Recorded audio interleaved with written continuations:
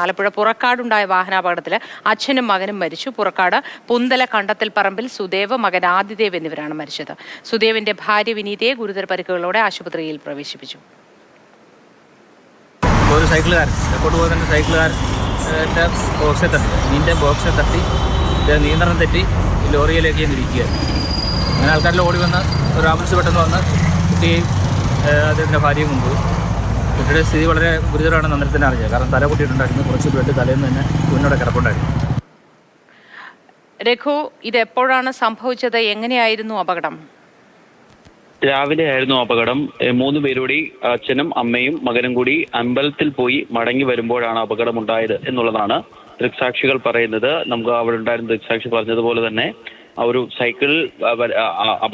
Cycle വെട്ടിക്കുന്നതിനിടെ ബൈക്കിന്റെ നിയന്ത്രണം വിട്ട് ടോറസിൽ ഇടിക്കുകയായിരുന്നു എന്നുള്ളതാണ് ദൃക്സാക്ഷികൾ പറയുന്നത്. സംഭവ സ്ഥലത്ത് വെച്ച് തന്നെ അച്ഛനും മകനും മരിച്ചു. അമ്മയെ വേഗത്തിൽ തന്നെ ആലപ്പുഴ മെഡിക്കൽ കോളേജ് ആശുപത്രിയിലേക്ക് മാറ്റി. പക്ഷേ അതീവ ഗുരുതരമാണ്.